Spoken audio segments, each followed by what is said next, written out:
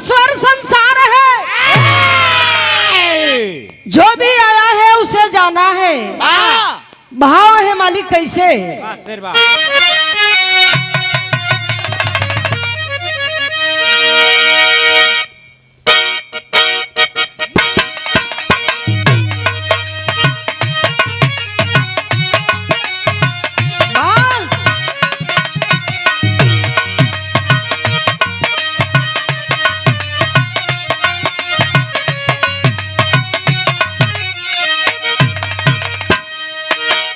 भाव है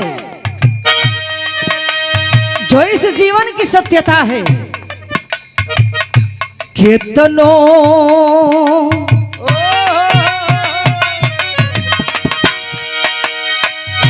कितनो लगैब ई हवा मेला हो,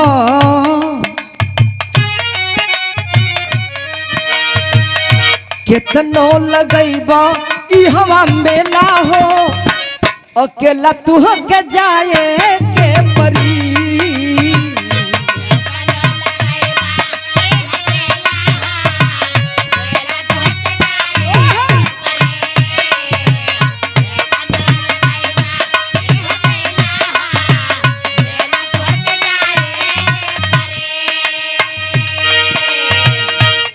बड़ा ही अमूल्य पुष्पहार और साथ में तमाम सारे रुपयों से सम्मान किया गया। आदरणीय जय प्रकाश भैया आपके द्वारा सादर सम्मान है आपका। आवे वाला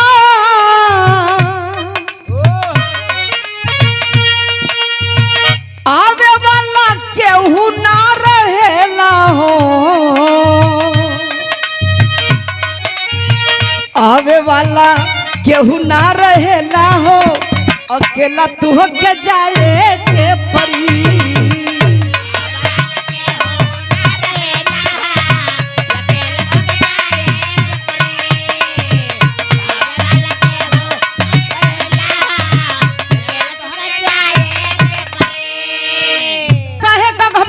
बड़ो आज ना तो बिहने बिहन ना तो परसों आज हमन रोत बानी जा, बिहने हमन खातिन कोई रोई। ई जीवन का सत्यता बा। भाव है एक क्षण के ही हमाना,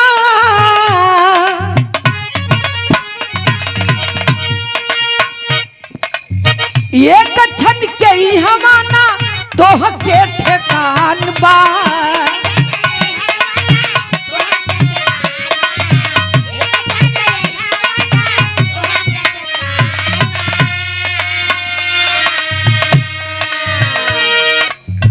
भाव है एक क्षण के ही हमाना तोह के ठेकान बा।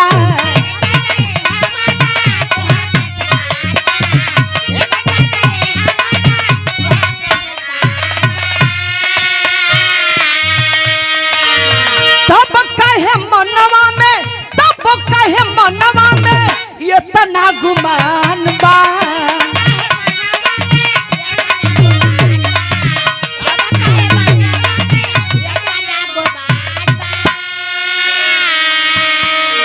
बड़ा काहे के घमंड मात्र एक लाइन और, एक क्षण के ही हवाना तोह के ठेकान बा।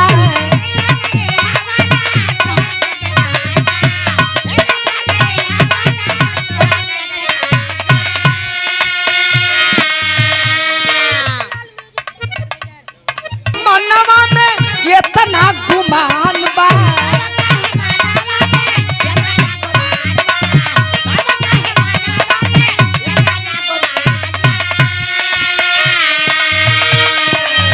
गली जाई चक्के में ढेला हो,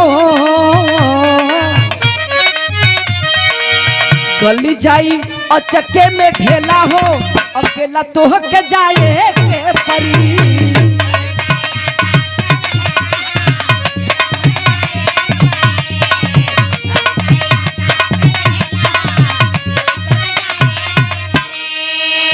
मेरी गीत की आखिरी लाइन है, आखिरी लाइन है, याद तो होला लेकिन कब होला।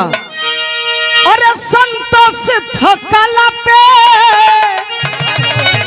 करे सब चेत हो, तबले त चिड़ी आई झुक जाले खेत हो।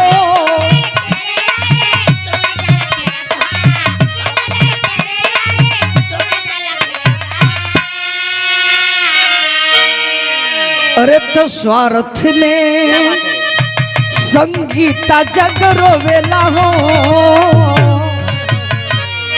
स्वार्थ में संगीता जग रोवेला हो, अकेला तुह के जाए के परी, केतनो लगैबा इहवा मेला हो।